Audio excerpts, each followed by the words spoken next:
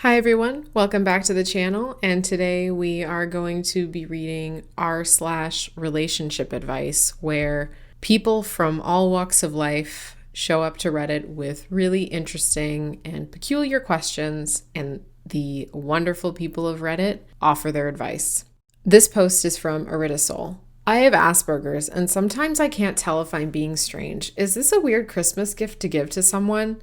I told my roommate that I got my older brother a meteorite for Christmas. He started laughing and said it was really random/strange to get a meteorite for someone.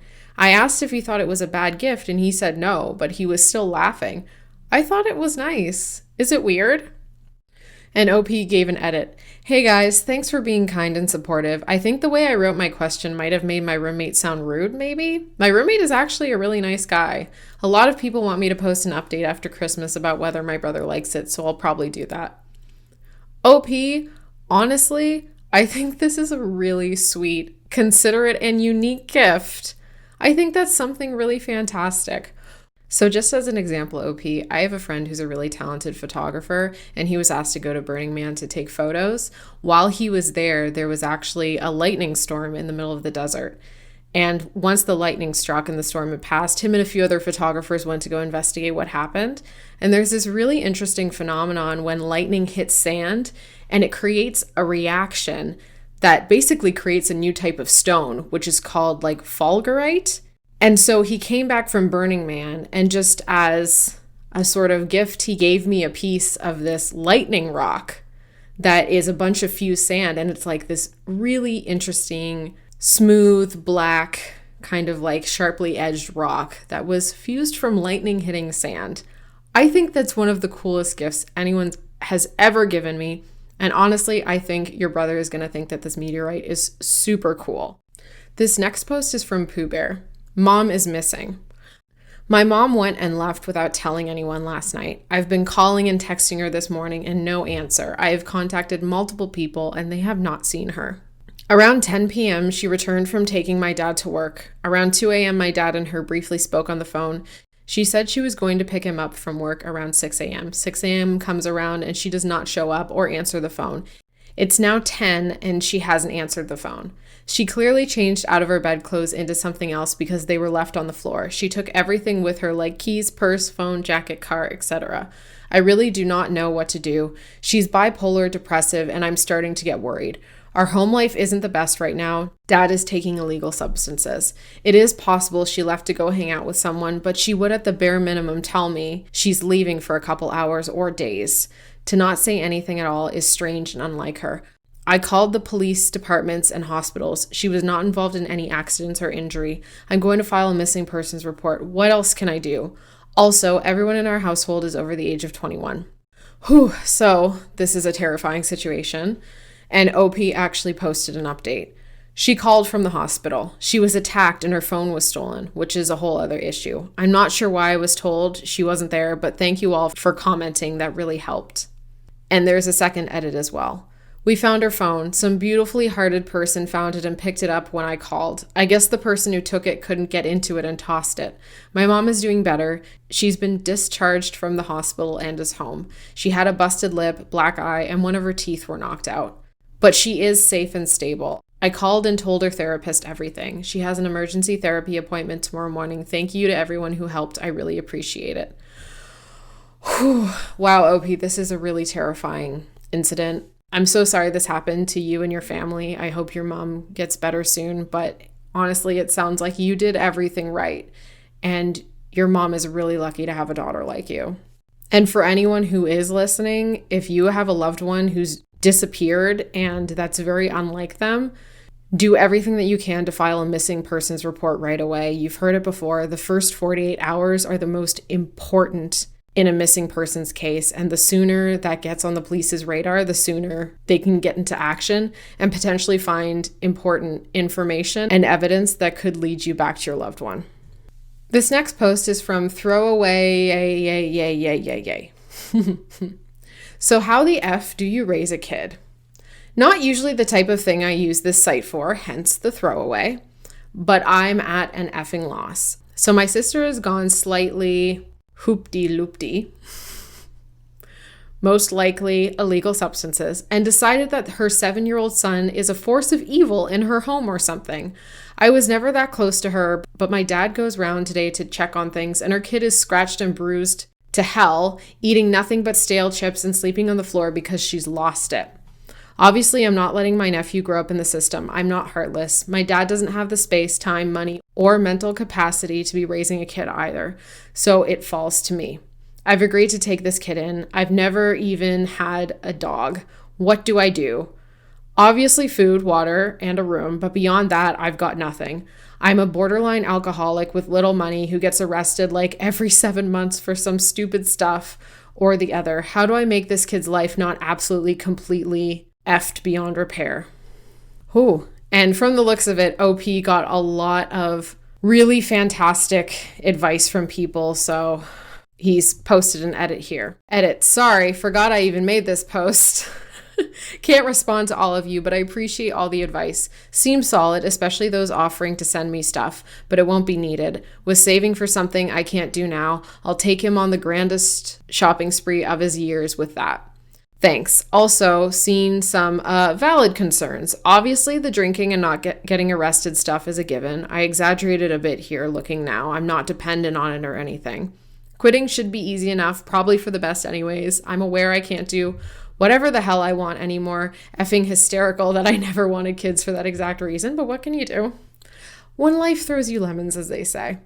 Anyways, I spoke to him on the phone earlier. Kid seems angelically polite and shy, so all the behavioral issues you brought up might not be too big a problem unless he wants to F around and snap later. He was weirdly okay with moving out to come and live with a guy he hadn't seen in years too. Turns out he's 7, by the way, not 5. Thank goodness. I'm picking him up tomorrow. I think I can probably make this work. Oh my gosh. So there's a lot of really good advice here. There's like almost 200 comments. Someone broke down the list really, really well. This is obviously a really fantastic parent or guardian of someone already. So here's the really great list for anyone who's wondering how to be a good parent. This post is from Rocket Queen 1992. Wow, that's a lot to unpack. 1, stop drinking. Find the proper guidance and stop it. 2, send your nephew to therapy. He probably has seen some serious stuff. Ask his therapist for pointers on how to bond/approach him. 3, to make him feel welcome in your home, allow him to pick out his own stuff, even if it's just the color of the walls and a poster. It'll help. 4, look into affordable but decent schools. 5, food. Breakfast, some fruit at 10, lunch, and a little snack at 4, and dinner are ideal. Works wonders for my kids. 6, a clean, safe home and environment. Anything that can harm a child should be put out of reach. Cleaning supplies, meds, whatnot. 7, structure and stability. A set time for food, waking up, going to bed, routines will help him settle in. He'll know what to expect. Expect some rebellion on this front as he's not used to it. 8, love, praise, and attention. Make sure he knows you love him. Praise him when he learns something new, and don't be afraid to just cuddle up on the sofa. 9, quality time. Take a good amount of time to spend together. Encourage creativity by drawing or crafting. Watch some TV and discuss what's happening. It can be a great segue into personal feelings.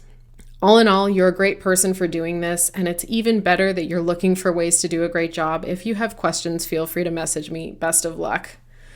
I completely agree, OP. This is a hell of an undertaking to take on. The closest thing I have was when a family member was moving away and they couldn't take their dog with them. So my husband and I took in a rescue Shih Tzu who had massive behavioral problems, including severe biting and severe aggression and a complete and total lack of neurological development and socialization.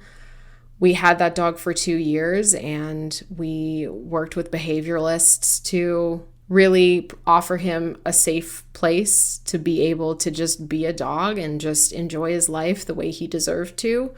It became abundantly clear that he wasn't ever going to be safe around kids, which my husband and I always planned to have. And also that because the both of us worked, he wasn't getting the attention he needed.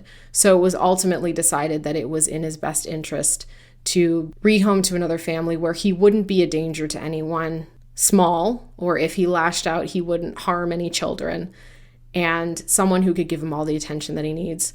And now he's in a little town an hour away from us with a retired man who basically lives and breathes for that little guy, and he's happier than he could have ever been with anyone other than this guy. So it's really amazing what structure and stability and love can do for any creature to heal a lot of wounds from the past. This post is from Harrison Baker. My daughter, a 16-year-old female, has been sleeping with the neighbor, a 32-year-old male that lives in the apartment across from us. I'm an essential worker, so working from home was never an option for me. I leave every morning around 7 a.m. and come home around 5 p.m. My daughter stays home and does her online schoolwork. Oh gosh. Today I was having some stomach issues, so I came home around 1 p.m. and as I walked into my apartment, I heard male and female moans and a bed creaking.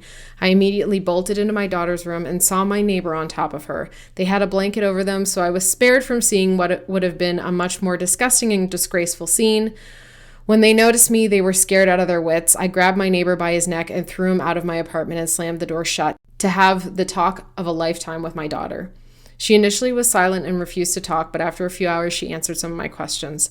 Assuming she was being honest, I found out that she started this quote-unquote affair by seducing the neighbor because she thought he was attractive. That said affair has been going on since April, and that she really believed it was her fault and did not want to press charges against him. I wanted to sue him on charges of statutory blank, but much to my dismay, the age of consent is 16 in New Jersey, so that is not an option. What other legal options can I pursue against my neighbor? And should I take my daughter to a child psychiatrist? Thank you all. Okay, so OP left an edit. So I did call the cops, and when they came, they separately questioned me, my daughter, and the neighbor. After the questioning, they told me that the most I could do is change apartments and get a restraining order against him for my daughter because based on what my daughter told them, it seemed as if there was no coercion. Apparently, my daughter was actually defending him. Weirdly enough, she also got angry at me and told me to just mind my own business and stop getting involved in hers. However, I'm starting to suspect that he might have brainwashed her over the past 8 months, or that he might have some sort of dirt on her. In addition, I just realized the neighbor is actually 36 years old, which makes this entire situation even worse because he was 32 when I moved in 2016. In any case, I will update you guys soon. Also, thank you everyone for offering so much helpful advice during these difficult times. It was much appreciated. Well, OP, if there isn't anything legal that can be done as far as getting him charged, which would be my ultimate thing that I would want to do for my daughter, even if she didn't want me to, definitely getting her into therapy is a good start, as well as getting that restraining order. Our next post is from H South 98. First forgotten birthday. So today is my 22nd birthday and nobody has remembered. I was expecting it, but it's hurting a lot more than I realized. I haven't been this lonely before, really struggling in lockdown / over this year. Not sure how to pick myself up or feel even slightly relevant to anyone. Any advice here? So someone commented here, honestly, if it weren't for Facebook, I'd forget most people's birthdays. I'd probably try to spoil myself rotten today by myself and maybe talk about it with people who are actually close to you still. They're probably just a bit in their own heads and haven't noticed, and if they're decent at all, they'll likely apologize and congratulate you. Just don't be confrontational about it. Happy birthday! So that was from Girl Abroad 1994. And Give Me a Chip replied to that. Same, birthdays are the only reason I have Facebook. And happy birthday, OP. It happens. One of my best friends forgot my birthday this year, but he works on oil rigs and is gone for months at a time, so I didn't take offense to it. Sometimes life gets in the way of things. Yeah, OP, I'm really sorry that this happened, especially because a lot of us are feeling quite down because, we're in the middle of the world burning. The virus, which cannot be named, on YouTube. I'm sorry that happened. I mean, we're all dealing with a lot of stuff and we're all really in our own heads. Happy birthday to you. Happy belated birthday to you. I hope you really did spoil yourself that day because at the end of the day, birthdays are really for us to do what we want on our own day. And I hope that you know that you are very relevant to many people and that you do matter. Thank you so much for tuning in for this video. If you like this video, please subscribe and give the video a like. Also turn on notifications so you can know every time I publish a new video. Hope to see you guys next time.